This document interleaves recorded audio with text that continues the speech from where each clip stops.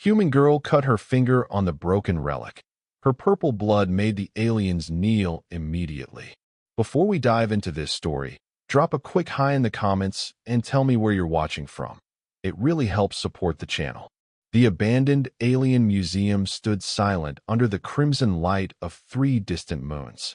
Inside, 16-year-old Grace Mitchell dusted ancient artifacts with careful precision, completely unaware that her ordinary summer job was about to change the course of galactic history. For generations, humans had occupied the lowest rung of the interstellar social ladder. After Earth's reluctant entry into the Galactic Confederation 2 centuries ago, humanity had been relegated to menial roles: cleaners, laborers, and maintenance workers for the more evolved species. Despite their technological achievements that had propelled them to the stars, humans were considered primitive, fragile, and ultimately insignificant in the grand cosmic tapestry. Grace had never known any different. Like her parents before her, she was born into service, expected to fulfill her role without complaint. Her assignment at the Museum of Lost Civilizations on Proxima Station was considered a prestigious posting for a human, dusting relics and maintaining the climate systems for artifacts from long-extinct alien species. Careful with that display. Human, called Curator Vexel, his 8 compound eyes narrowing as he monitored Grace from across the vast exhibition hall. The Tresarian administrator's exoskeleton clicked against the polished floor as he approached. That section contains irreplaceable artifacts from the Ascended Ones. Yes, Curator, Grace replied, lowering her eyes respectfully as she'd been taught. She adjusted her uniform, a drab gray jumpsuit with human staff emblazoned across the back in bold lettering, and returned to her work. The Ascended Ones were something of a mystery, even to the Confederation's most knowledgeable historians. They had apparently vanished from the galaxy over 50,000 years ago, leaving behind only fragments of their civilization, strange devices, incomprehensible writings, and beautiful crystalline structures that defied analysis. The museum's central chamber was dedicated entirely to their legacy, a testament to their importance in galactic history. As Grace carefully moved her electrostatic cloth over a display case containing what appeared to be a shattered purple crystal, she couldn't help but admire its beauty. Unlike other relics in the museum, this one seemed to pulse with an inner light, shifting colors subtly as she viewed it from different angles. "What do you think it was used for?" she asked quietly. Curator Vexel made a dismissive clicking sound with his mandibles. "Your species' curiosity is both predictable and pointless. The purposes of the Ascended Ones are beyond human comprehension. Now finish your tasks before the diplomatic delegation arrives." Grace nodded silently, but her eyes remained fixed on the crystal fragments. Something about them seemed to call to her in a way she couldn't explain.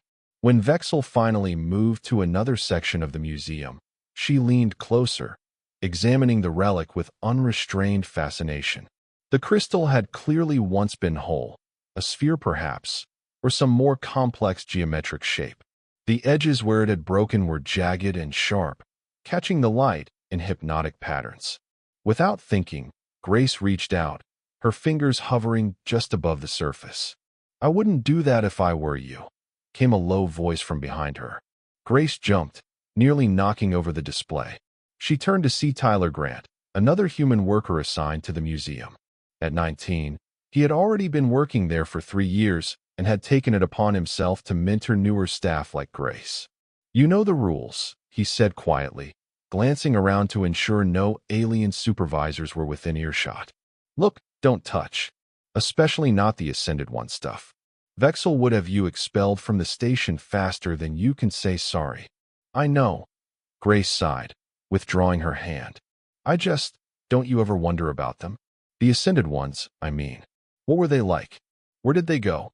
Tyler shrugged. "Doesn't matter much to people like us, does it? Our job is to clean, not to question. But don't you think it's unfair? We reached the stars on our own, developed faster than light travel independently. Yet here we are, treated like we're inferior?" Tyler finished for her, his voice tinged with resigned acceptance. That's just how it is, Grace. The Confederation has existed for millions of years. Compared to them, we're infants. Best to accept our place and make the most of it." Before Grace could respond, an announcement echoed through the museum's communication system. "Attention, all staff. The diplomatic delegation from the hegemony will arrive in 30 minutes. All human personnel are to complete their duties and report to service corridors until the tour concludes." Tyler gave Grace a sympathetic pat on the shoulder. "Better finish up. The hegemony representatives aren't known for their tolerance of humans." As Tyler walked away, Grace returned to her work, efficiently dusting the remaining displays. When she reached the broken crystal again, she paused, that strange sense of connection returning stronger than before. The diplomatic delegation would arrive soon, and she knew she should complete her tasks and retreat to the service corridors as instructed. Yet something compelled her to linger. The crystal seemed to pulse more intensely now, as though reacting to her proximity. Grace glanced around. Curator Vexel was busy in the preparation room, and the other staff members were occupied with their own tasks. Before she could reconsider, she carefully lifted the display case's protective cover. The museum's security systems were designed to detect unauthorized movement of artifacts, but not the opening of cases for cleaning and maintenance, a task frequently assigned to human workers. Grace's heart pounded as she extended her hand toward the broken crystal, telling herself she would just feel its texture for a moment, then close the case and be done with it. Her fingertips had barely brushed the surface when one of the jagged edges sliced into her index finger. Grace gasped, instinctively withdrawing her hand. A drop of blood welled from the small cut, and as she reached for a cleaning cloth in her pocket, the drop fell, landing directly on the broken crystal. What happened next would forever alter the course of galactic history. The moment her blood made contact with the ancient relic, the crystal flared with blinding purple light. The fragments began to vibrate, rising slightly from their display cushion. Grace stepped back in alarm as energy crackled around the artifact, forming tendrils of luminescent purple that writhed and twisted in the air. Then, impossibly, her blood, her ordinary human blood, began to glow with the same purple radiance. The cut on her finger sealed instantly, but the strange phenomenon didn't stop there. Grace watched in horror and fascination as veins of purple light spread beneath her skin, tracing the path of her circulatory system. There was no pain, only a warm, tingling sensation that spread from her fingertips to her entire body. "What's happening?" she whispered, staring at her hands as they pulsed with unearthly light. The museum's alarm systems suddenly blared to life, and Grace knew she had seconds before security personnel arrived. In a panic, she closed the display case, but it was too late. The damage was done. The crystal continued to glow, and so did she. Curator Vexel burst into the chamber, his exoskeleton bristling with agitation. "What have you?" he began, then froze, his compound eyes widening at the sight of Grace. Behind him came several members of the hegemony delegation who had apparently arrived early. 5 tall, serpentine beings with iridescent scales and elaborate ceremonial armor slithered into the chamber, their forked tongues flicking out to taste the air. "What is the meaning of this interruption?" demanded the lead diplomat, a hegemony elder named Cyrex whose scales bore the distinctive patterns of high rank. "We were assured this facility would be properly." The words died in his throat as he caught sight of Grace. The elder's reptilian eyes widened, and without warning or explanation, he dropped to the floor in a posture that could only be described as genuflection. One by one, the other hegemony representatives followed suit, pressing their foreheads to the ground in perfect synchronization. "The Harbinger returns," Cyrex whispered, his voice trembling with what Grace recognized as awe or fear. "The prophecy is fulfilled." Curator Vexel stood frozen in shock, his mandibles working soundlessly as he struggled to comprehend what was happening. The mighty hegemony, one of the most powerful factions in the Confederation, whose representatives would normally not even acknowledge a human's existence, were prostrating themselves before a 16-year-old human girl. I don't understand." Grace stammered, looking at her hands where the purple glow continued to pulse beneath her skin. What's happening to me? Elder Cyrex raised his head, though he remained kneeling. The sacred blood flows through you, Harbinger. You bear the essence of the Ascended Ones. Grace's mind reeled. The Ascended Ones? But they've been gone for 50,000 years. Not gone, corrected Cyrex, his voice reverent. Waiting. And now you have awakened their legacy within you. The commotion drew more attention. Museum security officers, other staff members, and the remainder of the diplomatic delegation crowded into the chamber, all falling silent at the extraordinary scene before them. Tyler pushed his way through the growing crowd, his eyes widening as he took in the kneeling hegemony diplomats and Grace's transformed appearance. "Grace, what did you do?" he whispered. Before she could answer, another voice cut through the chaos, a voice that carried authority even among the diverse species present. "Stand aside.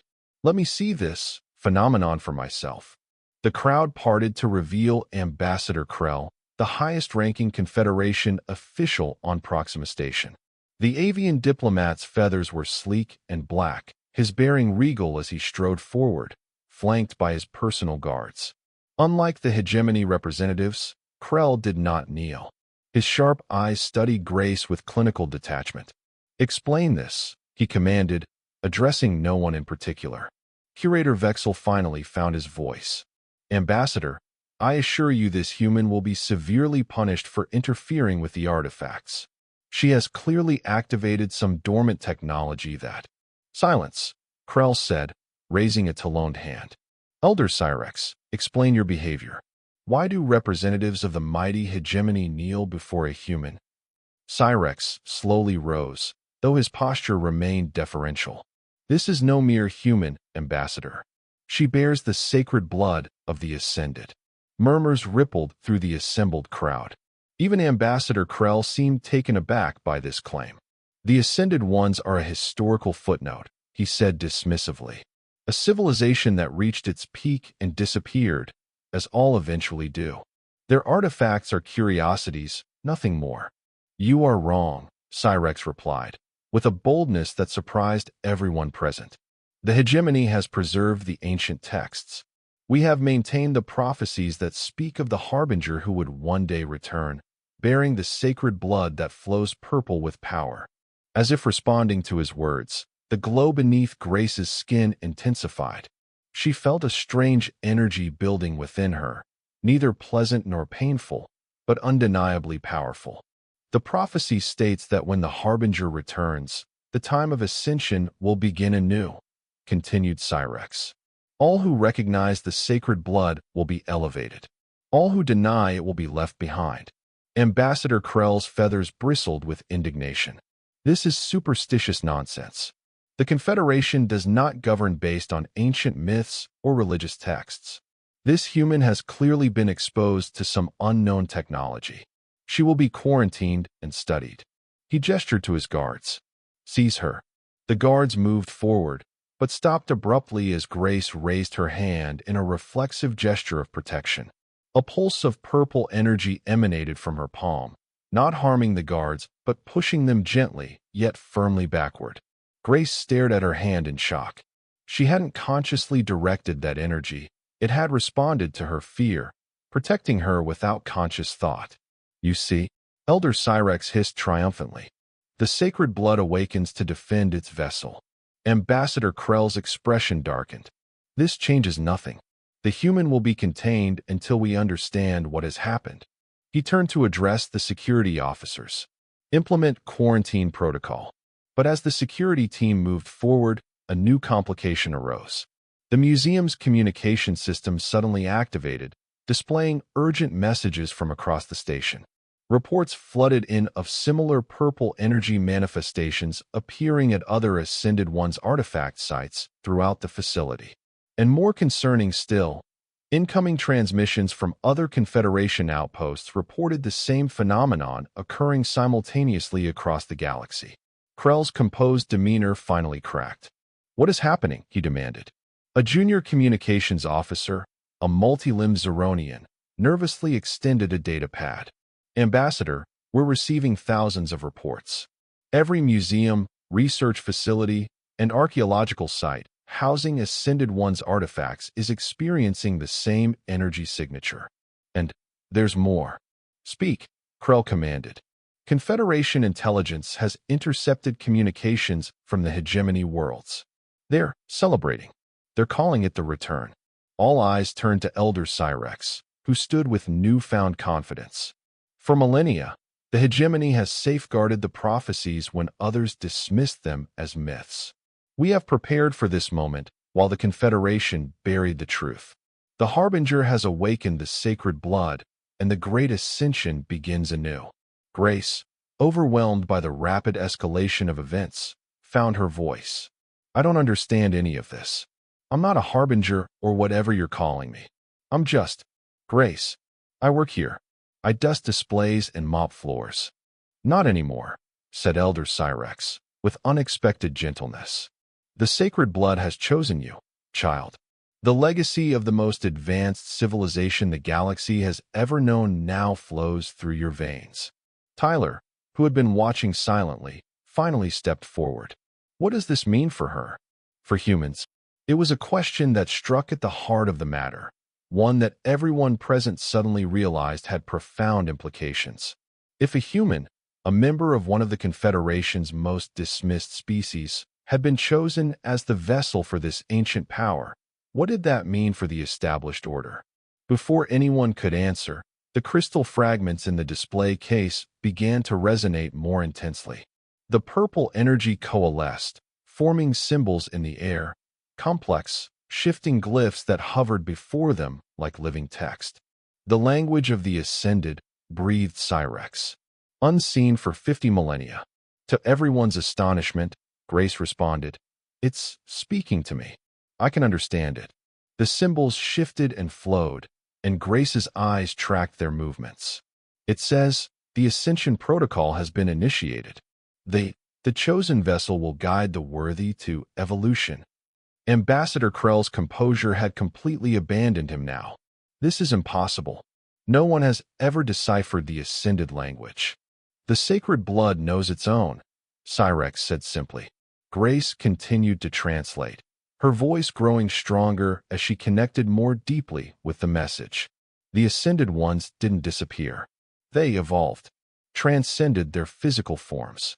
They left these artifacts as keys, waiting for a species worthy of following their path. She looked up, meeting Krell's gaze directly, something a human would never normally dare. And they chose humans. They chose us because we're adaptable, creative. Our neural patterns match theirs most closely. We're their descendants. This revelation sent shockwaves through the chamber. The implication that humans, the Confederation's janitors and manual laborers, might be the genetic descendants of the most advanced civilization in galactic history was nothing short of revolutionary. Preposterous, Krell sputtered, but his objection lacked conviction. More symbols formed in the air, and Grace continued to translate. The ascension will be offered to all, but only those who acknowledge the sacred blood will be eligible to evolve. Those who resist or deny the Harbinger will remain in their current form, while others transcend. Elder Cyrex and his companions lowered their heads once more. The hegemony recognizes the sacred blood and pledges loyalty to the Harbinger. One by one, others in the chamber began to kneel. First other humans, then representatives of various species who sensed the shifting of power.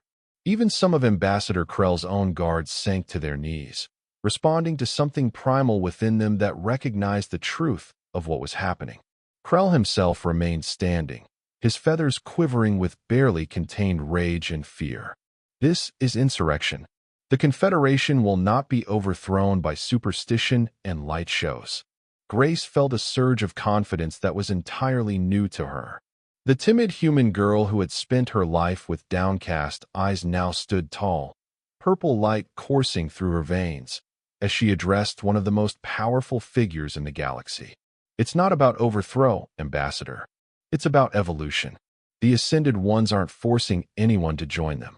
It's a choice, but it's a choice that's now being offered to everyone. not just the species that have dominated the Confederation for millennia. As she spoke, the purple glow spread beyond her body, tendrils of energy extending outward to touch others in the room. Those who welcomed it experienced a momentary illumination of their own bodies, a brief glimpse of what the ascension might offer. This is what the ascended ones intended. Grace continued, understanding flowing into her mind from the activated relic. They reached a point of evolution where physical form was a limitation. They transcended, but they left behind the means for others to follow when the galaxy was ready. And they determined that humans, would be the ones to trigger this process? Krell's tone was incredulous, but his rigid posture had begun to soften. Not just any human, Elder Cyrex interjected. The prophecy was specific. The sacred blood would recognize its vessel, one with the capacity to understand, to connect, to bridge the gap between physical existence and transcendence. Tyler moved to stand beside Grace, his expression reflecting both awe and concern. What happens now? To Grace, to humanity, to everyone? It was a question that hung in the air, pregnant with possibility and uncertainty. Grace looked down at her hands, where the purple glow pulsed in rhythm with her heartbeat. I think I'm supposed to guide this process. The knowledge is flowing into me, but it's so vast. The ascended ones existed on a plane we can barely comprehend. Curator Vexel, who had been silent throughout much of the exchange, suddenly spoke. The archive. The museum contains the largest collection of ascended ones' texts and artifacts in the Confederation. If the girl can truly read their language. For the first time, Ambassador Krell showed a glimmer of pragmatism breaking through his resistance. Access to the archive is restricted to highest-level researchers. Those restrictions mean nothing now, Elder Cyrex said firmly. The Harbinger must be given full access to all ascended knowledge. The prophecy is clear. She will guide the worthy to evolution, but only if she can fully connect with the legacy left behind. A tense silence fell over the chamber as Krell considered this. Finally, he gave a curt nod. The human will be granted temporary access to the archive under strict supervision. If there is even a fraction of truth to these claims, the Confederation must understand what we're facing. Grace recognized this for what it was, not acceptance, but a strategic retreat. The ambassador was playing for time, likely hoping to find a way to contain or control what was happening. But she also sensed that resistance was futile. The process set in motion by her blood contacting the relic could not be reversed. I'll need help, Grace said, looking at Tyler. I can read the language somehow, but I don't understand all the concepts yet. Tyler nodded without hesitation. I'm with you. Elder Cyrex stepped forward. The hegemony offers its complete support to the Harbinger. Our scholars have studied the prophecies for generations. What knowledge we have is yours. More declarations of support followed, creating impromptu alliances among species and factions that had previously barely acknowledged one another. The power structure of the Proxima Station, a microcosm of the wider Confederation, was realigning itself before their eyes. Ambassador Krell watched with thinly veiled alarm as his authority eroded. This council is adjourned. Security, escort the human and her associates to the archive. Establish a perimeter and allow no unauthorized access.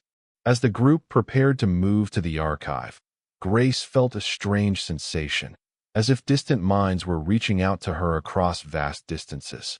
The connection to the Ascended One's knowledge was growing stronger, more comprehensive. They're all awakening, she whispered. Every artifact, every fragment, across the galaxy. Who is awakening? Tyler asked, supporting her as she swayed slightly under the influx of information. Not who what. The network. The Ascended Ones left behind a dormant neural network, embedded in their artifacts. It's been waiting for the right catalyst to activate. She looked at the small cut on her finger, now healed but marked by a faint purple line. My blood. As they walked through the museum corridors, surrounded by security personnel and newly declared allies, Grace began to understand more of what was happening to her. This sacred blood, that Elder Cyrex spoke of wasn't mystical, but it was far from ordinary. Human DNA contained sequences that resonated with the technology of the Ascended Ones, sequences that other species lacked. The archive was located in the museum's most secure section, a vast chamber with environmental controls more stringent than any other area. As the door slid open, Grace gasped at the sight before her. Hundreds of artifacts, texts, and devices from the Ascended One civilization lay arranged on specialized containment platforms, and every single one of them was now glowing with the same purple energy that coursed through her veins. "They've been waiting," she murmured. "All this time, they've been waiting for someone like me." For the next several hours, Grace immersed herself in the archive, absorbing information at a rate that should have been impossible. The artifacts responded to her presence, projecting data directly into her mind in ways that bypassed normal sensory channels. Tyler remained by her side, taking notes as she translated and explained concepts that had eluded the Confederation's best scientists for centuries. Elder Cyrex and his hegemony scholars provided context from their prophecies, which Grace now understood were not mystical predictions, but encrypted instructions left by the Ascended Ones, a user manual for the next stage of galactic evolution.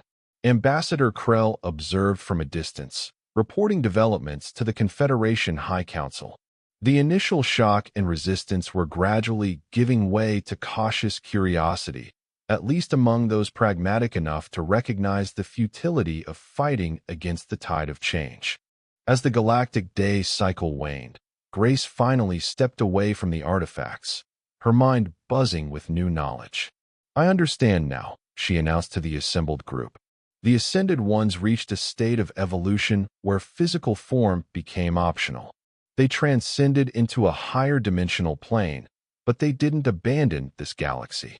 They've been watching, waiting for the right conditions to offer the same path to other species. "And those conditions involve humans?" Curator Vexel asked, his scientific curiosity overcoming his initial fear. Grace nodded. "The Ascended Ones seeded Earth millions of years ago, inserting genetic markers into proto-human DNA. They saw potential in our species, our adaptability, our creativity, our resilience. They designed us to be compatible with their technology, to serve as bridges when the time was right." "If that's true," Ambassador Krell interjected, "why has humanity occupied the lowest tiers of Confederation society? Why would such an allegedly advanced design result in a species that has been relegated to menial labor?" It was a fair question, and one that Grace now had an answer for. Because the traits the Ascended Ones valued aren't the same ones the Confederation values. You've built a society that prizes stability, hierarchy, and conformity. The Ascended Ones valued innovation, adaptation, and independent thought, traits that human society cultivates, even if imperfectly. She gestured to the glowing artifacts. These weren't meant to be museum pieces.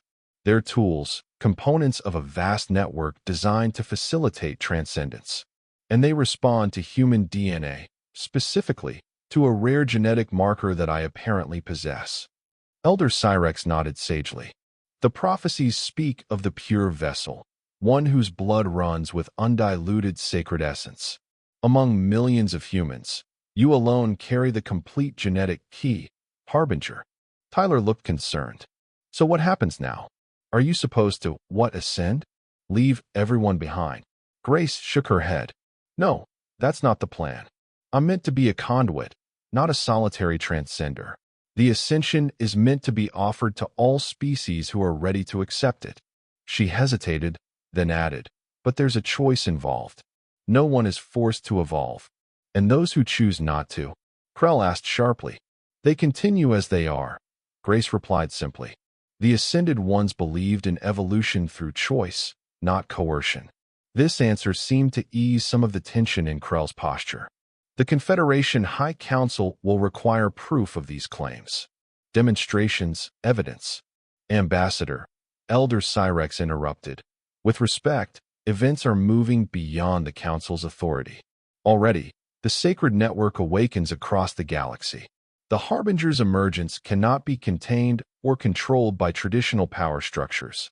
As if to punctuate this point, the communication systems in the archive activated, displaying incoming transmissions from across Confederation space. Reports flooded in of purple energy manifestations at every location housing Ascended One's artifacts. More significantly, humans throughout the galaxy were experiencing resonance effects, not as pronounced as Grace's transformation, but unmistakable signs of awakening. "It's spreading," Tyler whispered, watching the reports with a mixture of awe and apprehension. Grace nodded. "The network is establishing connections, preparing for the ascension. But there's more to do. The artifacts here are just a fraction of what exists. The Ascended Ones left behind key installations, nexus points where the network can be fully activated." She turned to Elder Cyrex. "Your people have kept the prophecies. Do they speak of the nexus chambers?" The elder's eyes widened. "The sacred temples?" "Yes, the prophecies mention 7 temples scattered across the galaxy, but their locations were never revealed." "I know where they are," Grace said with quiet confidence. "The knowledge is in the network, and the network is now part of me." She looked around at the assembled group. "I need to visit these locations to activate each nexus point. Only then can the ascension begin in earnest." Ambassador Krell bristled. "The Confederation will not authorize such a mission based on unverified claims from a human janitor." "With respect, Ambassador," Curator Vexel interjected, his scientific mind fully engaged now. "Authorization may be irrelevant. If what we've witnessed here is occurring galaxy-wide, containing this phenomenon may be impossible." A tense silence fell over the archive as the implications sank in. The established order of the galaxy, the careful balance of power that had defined the Confederation for millennia, was unraveling. And at the center of this transformation stood a 16-year-old human girl who, until hours ago, had been dusting display cases. Grace felt the weight of responsibility settling on her shoulders. The knowledge flowing through her was vast, sometimes overwhelming, but increasingly clear. She understood what needed to be done, even if the path forward was fraught with challenges. "I don't want to disrupt the Confederation," she said, addressing Krell directly. The Ascended Ones didn't envision destruction, but evolution. They believed all sentient species have the potential to transcend physical limitations, given the right catalyst and guidance. She extended her hand, allowing the purple energy to flow visibly through her fingers. "This isn't about humans taking control. It's about offering all species a choice, the same choice the Ascended Ones made 50,000 years ago." Elder Cyrex and his hegemony scholars knelt once more. "The hegemony chooses to follow the Harbinger. We pledge our resources, our ships, our knowledge to the sacred journey." Similar declarations followed from representatives of other species who had gathered in the archive, drawn by the unfolding events. Even Curator Vexel, his scientific curiosity overcoming ingrained prejudice, offered his expertise in Ascended One's artifacts. Ambassador Krell stood isolated, watching as his authority diminished with each new pledge of allegiance to Grace and her mission. Finally, pragmatism prevailed over pride. "The Confederation must be represented in these developments," he announced stiffly. "I will accompany the human to these alleged nexus points to observe and report to the High Council." Grace understood the political calculation behind his words. Better to stay close to the source of changing power than to be left behind. But she welcomed his presence nonetheless. The transition ahead would be smoother with cooperation from established authorities. "We leave tomorrow," she declared, with an authority that surprised even herself. "The first Nexus chamber is located in the Cygnus Arm, on a world your charts named Tyrolean." As the impromptu council dispersed to make preparations, Tyler pulled Grace aside. "Are you sure about this? Yesterday you were worried about Vexel catching you taking an extra break. Now you're leading a galactic revolution? Evolution? Whatever this is." Grace looked down at her hands, where the purple energy continued to pulse beneath her skin. "I'm terrified," she admitted quietly. "But I also feel like I've found a purpose I never knew was waiting for me." She met Tyler's concerned gaze. "Will you come with me?" "Try to stop me," he replied with a half-smile. "Someone needs to keep your feet on the ground while your head's in the higher dimensions." The journey to Tyrolian began the following day, aboard a hegemony diplomatic vessel that had been rapidly repurposed for the mission. Ambassador Krell insisted on bringing a Confederation security contingent, while Elder Cyrex assembled a team of scholars and technicians familiar with Ascended One's lore. Grace and Tyler were given quarters befitting honored guests rather than human workers, a marked change in status that highlighted how rapidly the established order was shifting. As they traveled through hyperspace, Grace spent hours in meditation, connecting more deeply with the Ascended network. The knowledge continued to flow into her mind, some of it immediately comprehensible, some of it so advanced that her human consciousness could only grasp fragments. "It's like trying to teach quantum physics to a child," she explained to Tyler as they shared a meal in her quarters. "The concepts exist in my mind, but I'm still learning how to access and interpret them. And these Nexus chambers will help with that?" Tyler asked, still struggling to fully understand the scope of what they were undertaking. Grace nodded. "They're more than just buildings or installations. They're interfaces between dimensional planes, places where the barriers between physical existence and transcendent reality are thinnest. Each one we activate strengthens the network and expands my connection to the Ascended knowledge." Tyler considered this. "And when all 7 are activated, then the ascension becomes possible for anyone who chooses it." Grace looked out the viewport at the swirling colors of hyperspace. The Ascended Ones believe that evolution should be a choice, not an inevitability. Some species will embrace transcendence. Others will remain as they are. Both paths are valid. Their conversation was interrupted by an urgent communication from the bridge. "Harbinger," came Elder Cyrex's voice, using the title that had now been universally adopted for Grace. "We're receiving transmissions from across Confederation space. There are developments you should be aware of." When Grace and Tyler arrived on the bridge, they found a scene of controlled chaos. Multiple communication channels were active, displaying reports and images from various Confederation worlds. Elder Cyrex and Ambassador Krell stood before the main view screen, their expressions revealing a shared concern despite their ideological differences. "What's happening?" Grace asked. Krell turned, his feathers ruffled with agitation. "Uprising. Disruption. Chaos. Choose your term." He gestured to the displays. "As news of your emergence spreads, humans across the Confederation are abandoning their posts. Some are manifesting abilities similar to yours, though less pronounced." Grace scanned the reports with growing alarm. On dozens of worlds, humans were leaving their assigned jobs, gathering in public spaces, their veins glowing with faint purple light.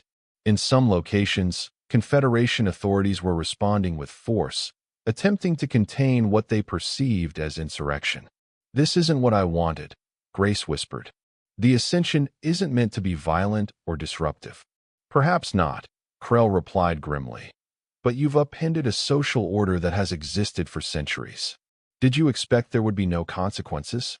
Elder Cyrex intervened. "The prophecies speak of a time of transition, the awakening before the ascension. Some disruption is inevitable as the old order gives way to the new."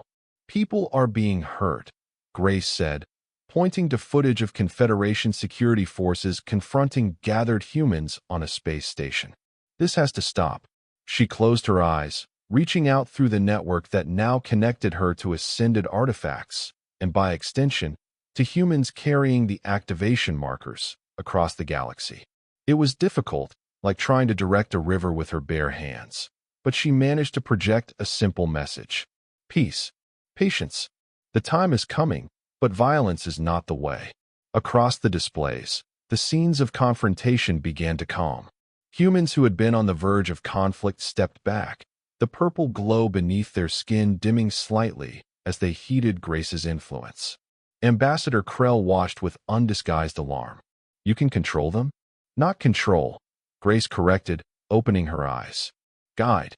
Influence. They're responding to the network, not to me personally." She met his gaze directly. I don't want a revolution, Ambassador. I want a transformation, one that benefits all species, not just humans. Krell's expression remained skeptical, but he gave a curt nod. Your actions speak louder than words, human. Let us hope this influence of yours continues to promote peace rather than conflict. The hegemony vessel arrived at Tyrolean 3 days later. From orbit, the planet appeared unremarkable, a rocky world with shallow seas and vast deserts, long classified as uninhabitable by Confederation surveys. But as they approached, Grace felt a resonance growing stronger, a connection to something ancient and powerful buried beneath the planet's surface. There, she said, pointing to a region of seemingly empty desert. The first Nexus chamber is there. Elder Cyrex ordered scans of the area, which revealed nothing unusual. Our sensors detect no structures or energy signatures, he reported.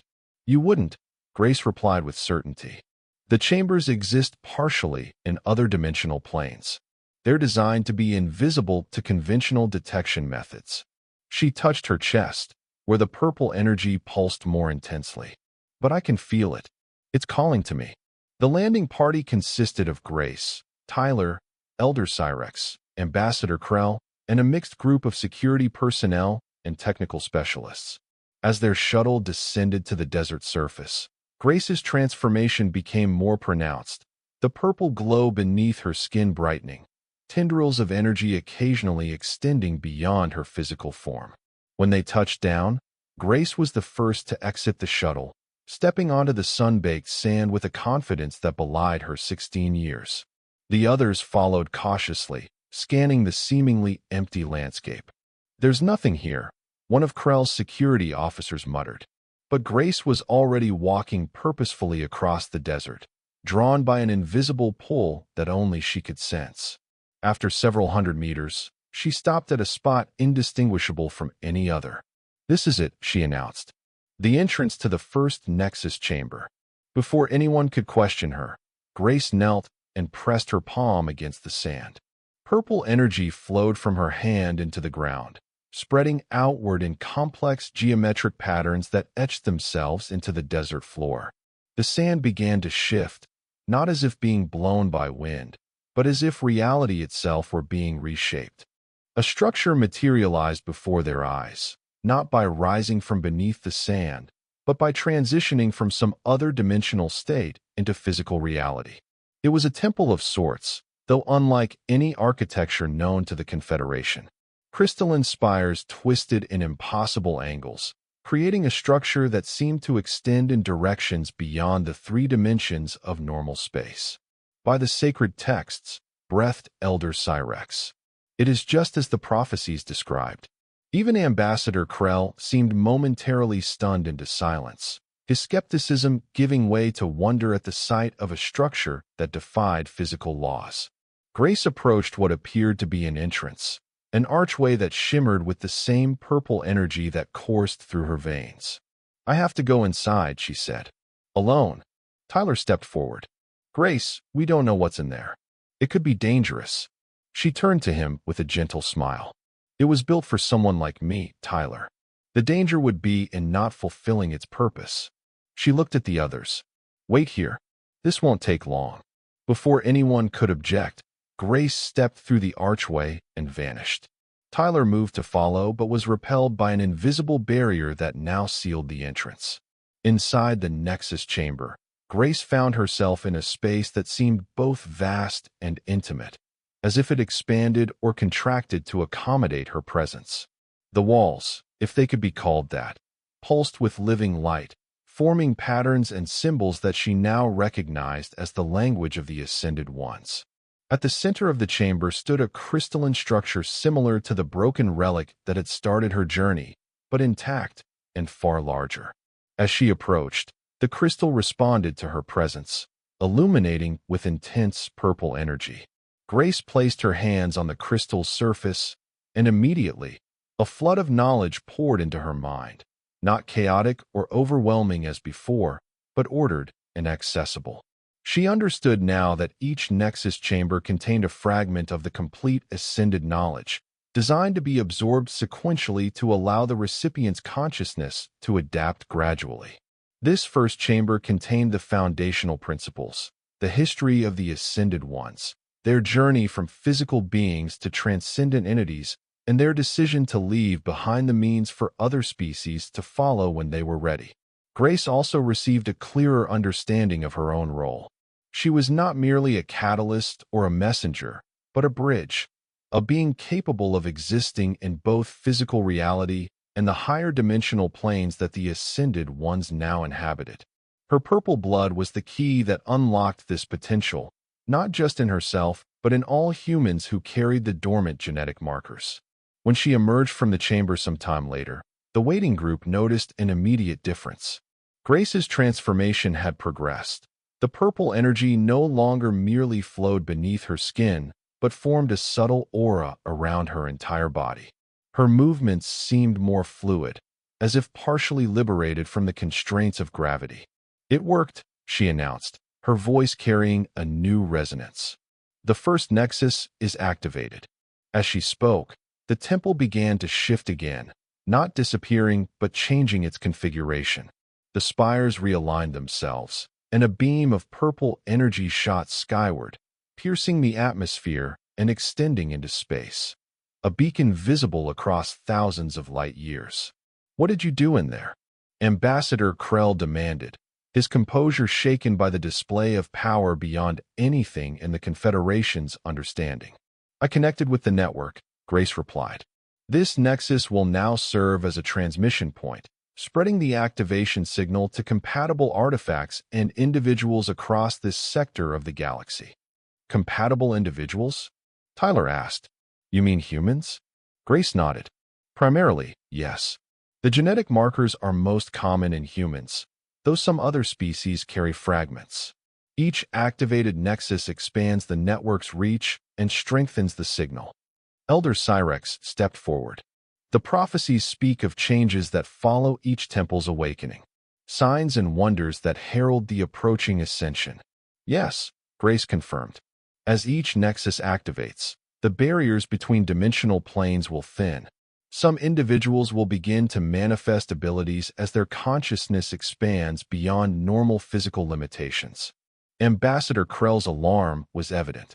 "You're saying humans across the Confederation will develop powers? Like yours?" "Not exactly like mine," Grace clarified.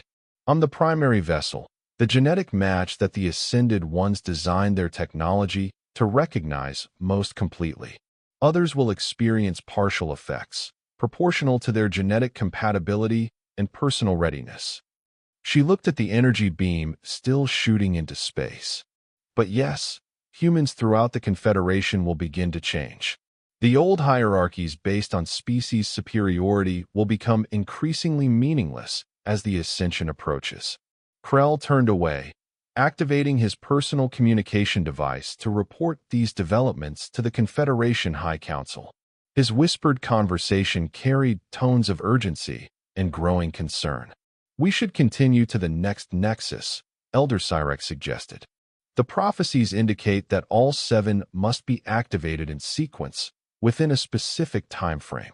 Grace nodded in agreement. "The second nexus is located in the Orion Spur, on a moon your charts identify as Lumar 6. As they prepared to return to the shuttle, Tyler pulled Grace aside. "You're different," he said quietly. "Not just the glowing and the energy stuff. You seem more." Grace considered this. "I feel more connected to everything. The knowledge from the Nexus isn't just information. It's a different way of perceiving reality." She looked at her hands, where the purple energy danced beneath her skin. "I'm still me, Tyler. Just expanded." "I hope so," he replied, concern evident in his voice. "Because the galaxy is changing around us, and I'm not sure everyone is ready for what's coming." Tyler's words proved prophetic. As they journeyed to the second Nexus location, reports continued to flood in from across Confederation space. The activation of the first Nexus had indeed triggered widespread effects, subtle at first, then increasingly profound. On dozens of worlds, humans were manifesting abilities previously unknown to their species. Some displayed telekinetic capabilities, moving objects with their minds. Others demonstrated enhanced cognitive functions, solving complex problems that had stumped Confederation scientists for generations. Still others showed signs of extrasensory perception, communicating across vast distances without technology. More significantly, the social order was beginning to shift. Human workers, long relegated to menial positions, were increasingly being recognized for abilities that transcended their assigned roles. Some were spontaneously promoted to advisory positions as their enhanced cognitive abilities became evident. Others were forming new communities centered around the study and development of their emerging capabilities. The Confederation's response was predictably mixed. Some member species and factions embraced the changes, recognizing the potential benefits of what Grace had described as evolution rather than revolution. Others resisted fiercely, attempting to suppress human gatherings and contain the spread of what they termed the purple contagion. Ambassador Krell, to his credit, maintained a pragmatic stance. While clearly uncomfortable with the rapid changes to the established order, he recognized that attempting to stop the process was futile. Instead, he focused his efforts on ensuring that the transformation remained peaceful, intervening when necessary to prevent confrontations between conservative Confederation forces and newly empowered humans. The activation of the second Nexus on Lumar 6 accelerated these changes. As with Tyrolean, a hidden temple materialized when Grace connected with it, and another energy beacon joined the first, creating a network node visible across the galaxy. When Grace emerged from this chamber, her transformation had progressed further. The purple aura around her body was now clearly visible to normal perception, and occasionally, her form seemed to phase slightly out of sync with physical reality. 2 down, 5 to go, she announced, her voice carrying harmonics that resonated in ways that made some of the expedition members experience brief visions of other realities. The pattern continued as they visited the 3rd, 4th, and 5th Nexus locations, each activation expanding the network's reach and deepening Grace's connection to the ascended knowledge. With each step in her transformation, she became more adept at navigating between dimensional planes, sometimes seeming to disappear briefly before returning with insights from realms beyond normal perception. Throughout the journey, Tyler remained her anchor to humanity, the friend who reminded her of who she had been before purple blood and ancient prophecies had changed her life. He watched with a mixture of awe and concern as Grace evolved beyond what most would recognize as human, yet retained the compassion and empathy that had always defined her character. The transformation of the galaxy continued in parallel with Grace's personal evolution. By the time they activated the 5th Nexus, human society within the Confederation had been fundamentally restructured. No longer servants and laborers, humans were increasingly recognized as equals or even leaders in many fields. Their enhanced abilities, coupled with their natural adaptability, made them invaluable as the boundaries between dimensional planes continued to thin. More surprising was the effect on other species.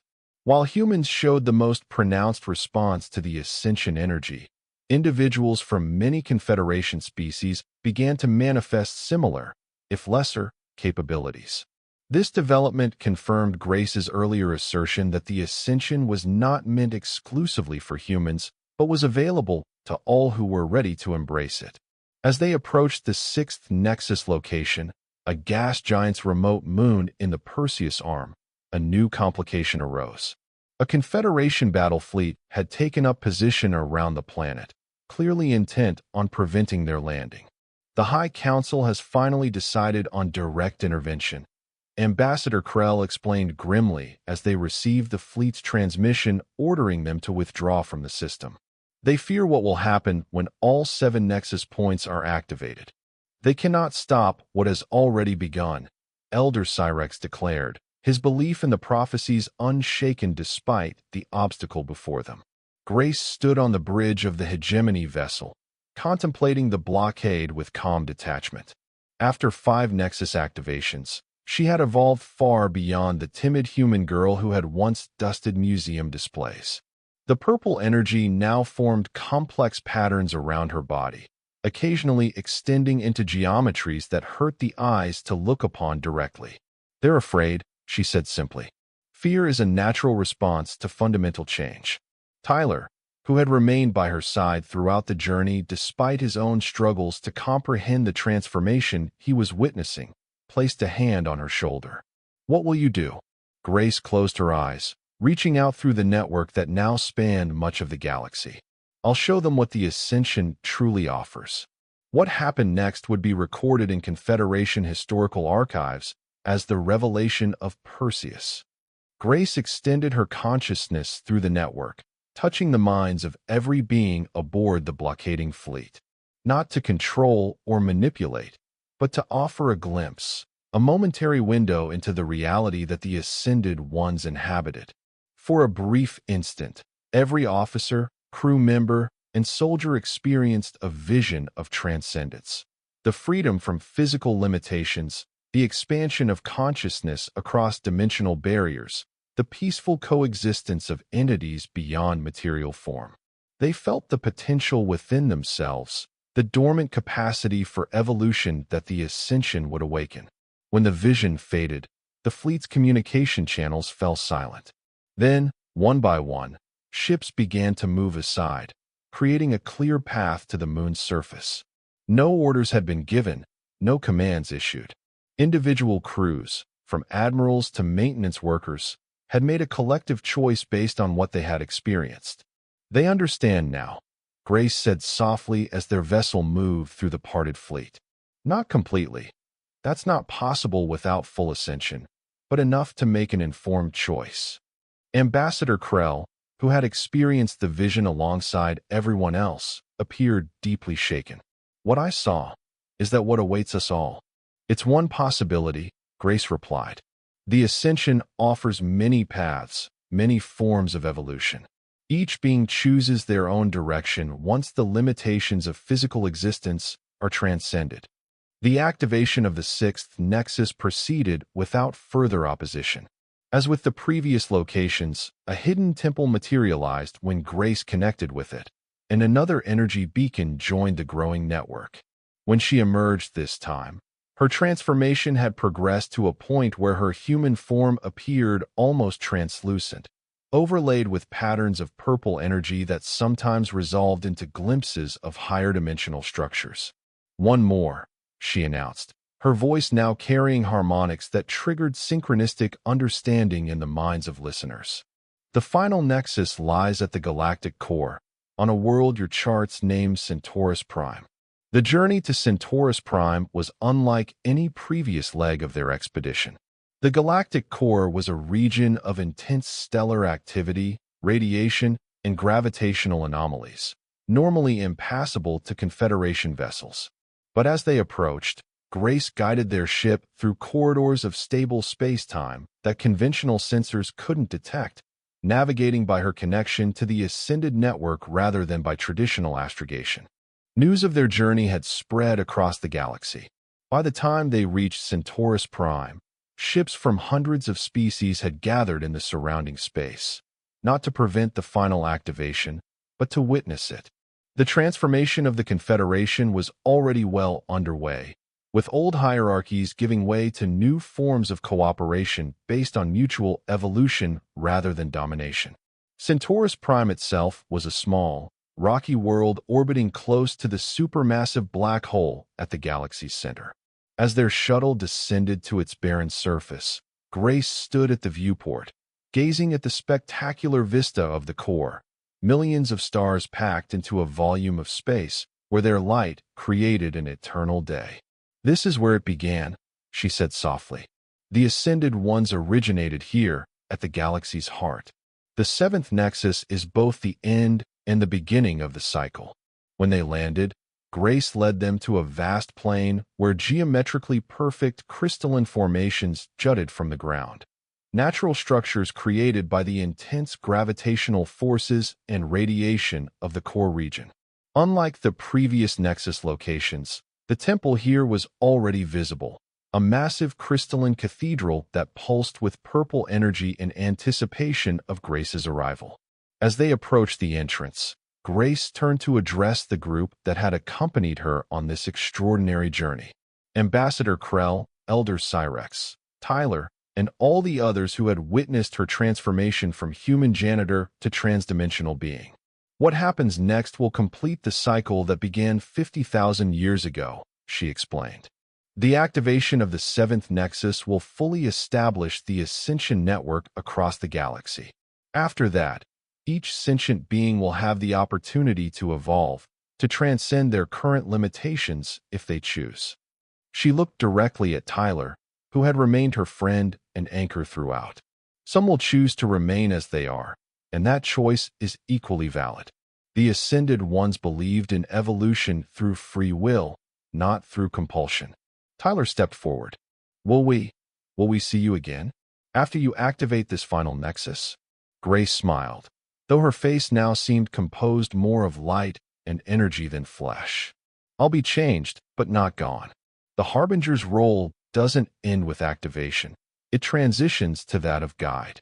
She extended her hand, and Tyler took it without hesitation, despite the energy that now composed much of her form.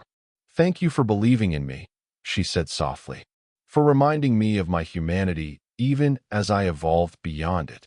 Then she turned and walked alone into the Crystal Cathedral.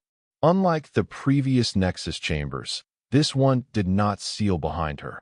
The others could watch as she approached the central crystal formation, a massive geometric structure that pulsed in rhythm with the energy flowing through her transformed body.